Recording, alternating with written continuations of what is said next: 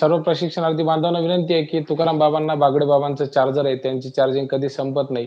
पण मोबाईलला मात्र ते सी टाइप चार्जर लावावं लागतं. त्याची मात्र चार्जिंग संपू शकते. म्हणून सर्वांना विनंती आहे, की आपण कुणीही उद्या बाबांना फोन लावू नये आणि जी काही अपडेट होईल तर ते बाबा स्वतः आपल्याला वेळोवेळी सांगतीलच. आपल्याला WhatsApp ग्रुपच्या नाही माध्यमातून तर देखील वेळोवेळी गुरुजन माहिती पण चॅनलच्या देतील. माध्यमातून मी 100% वेळोवेळी स्टार्टिंग पासून सकाळी 11 वाजल्यापासून आपण माझ्या कनेक्टेड राहा आणि हं. 100% जसं निवडणुकीचा निकाल लागतो ना, तसं एक 10 मिनिटासाठी होईना, 10 मिनिटासाठी का होईना, मी तुमच्या तिथं संपर्कामध्ये 100% येईन आणि वेगवेगळ्या माध्यमातून वेगवेगळ्या पद्धतीनं हा लढा लढण्यासाठी सरकारचं लक्ष वेधण्यासाठी.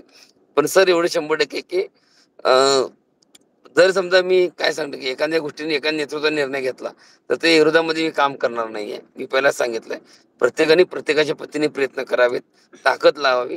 पण माझी सर्वांना विनंती आहे, की लोकलचा विषय नाही हा. हा राज्य लेव्हलचा विषय आहे. राज्यस्तरीय विषय आहे. बरोबर. हां, तर तुम्ही मीडियावरती तुम्ही हा विषय आणला पाहिजे. तुम्ही कसंही आणा, कुठेही कार्यक्रम घ्या, कुठेही रस्ता रोको करा, आंदोलन करा, बरोबर. ते वाटेल ते करा. पण तो नॅशनल लेव्हललाच आला पाहिजे, यासाठी आपला प्रयत्न करा. प्लॅटफॉर्म बरोबर. तयार झालेला आहे. नॅशनलवरती तुमची बातमी पडली का 100% लागून जाईल. पण तो राज्य लेव्हलला विषय आला पाहिजे, यासाठी आपण प्रयत्न करणं गरजेचं आहे. ग्रामीणमध्ये कुठंच नाही. तालुका लेव्हलमध्ये कुठंच नाही. हं. गाव लेव्हलला कुठंच नाही. हा राज्य लेव्हलचा बरोबर. विषय आहे.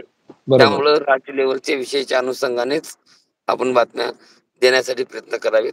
नकळत एखाद्या माणसाची चूक असते, एखादी गोष्ट बरोबर असते. प्रत्येकाला वाटत असतं, की एखादी गोष्ट काय असेल. पण कोणी देखील नेतृत्व हे होतं, नेतृत्व ते होतं. बाबा सगळंच नेतृत्व आहे.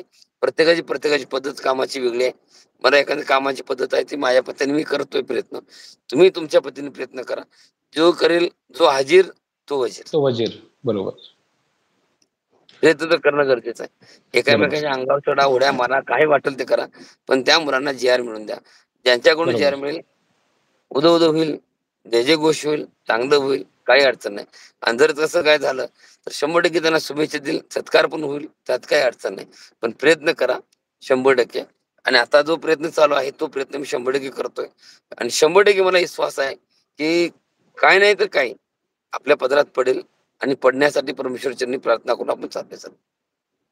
बरोबर. बाबा आपणा उद्याच्यासाठी खूप-खूप शुभेच्छा. उद्याचा दिवस निश्चितच सकारात्मक हो आणि बाबांनी पुन्हा एकदा व्यस्त शेड्यूलमधून प्रशिक्षणार्थी बांधवांच्या आग्रहास्तव अत्यंत मोलाचा वेळ त्यांनी काढला आणि आपल्या सर्वांना मार्गदर्शन केलं.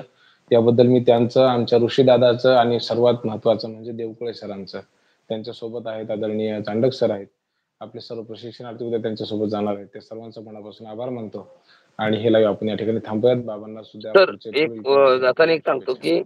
की उद्या जरी ते झालं, पण मला पूर्ण 36 जिल्ह्यामधील कुठल्या आस्थापनामध्ये किती संख्याबळ आहे, ही खूप महत्त्वाची गोष्ट मला आहे. मी बरोबर. अ, ऋषी पवारांना देखील सांगितलेलं आहे. जयदीपला देखील सांगतो. बाकी म्हणजे टीम आहे त्यांना सांगतोय, की हं, संख्याबळ खूप महत्त्वाचं आहे सर. हं. एकदा संख्याबळ खूप बाबांपर्यंत तुमच्याकडे जर तुमच्या आस्थापनेचा डेटा व्यवस्थित असेल, तर आदरणीय बाबांपर्यंत पोहोचवण्याचा तो प्रयत्न करा. कारण अ, काय आहे आणि हं. सगळ्यात महत्त्वाचं म्हणजे शिक्षण जे डिपार्टमेंट आहे, हां. त्याच्यासाठी सरकार सकारात्मक आहे. ही एक चांगली बातमी तुम्हाला मी सांगतोय सर आता. अच्छा, अच्छा. शिक्षण डिपार्टमेंटसाठी एकदम गुड न्यूज आहे, की हो. त्यांच्यासाठी खूप छान बातमी आहे सर. सकारात्मक आहे शासन. हां, शिक्षण डिपार्टमेंटमधले जे प्रशिक्षणार्थी आहेत, त्यांच्यासाठी खूप सकारात्मक बातमी आहे. हं.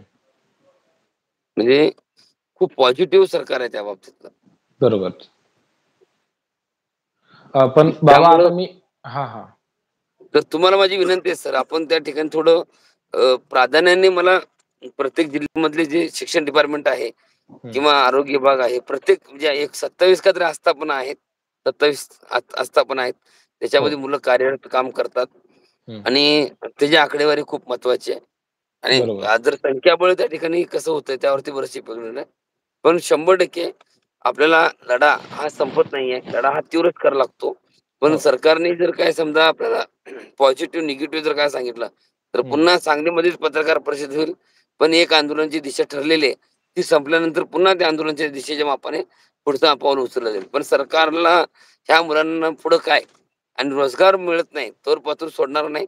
कुणी देखील निगेटिव्ह विचार करू नका. एवढं ह्या ठिकाणी सांगतो आणि आपली सर्वांची रजा घेतो सर. खूप-खूप धन्यवाद बाबा. आमची आई पण तुमचं चॅनल बघत असेल सध्या. हो. बहुतेक चॅनल तुमची आई ऐकत असेल.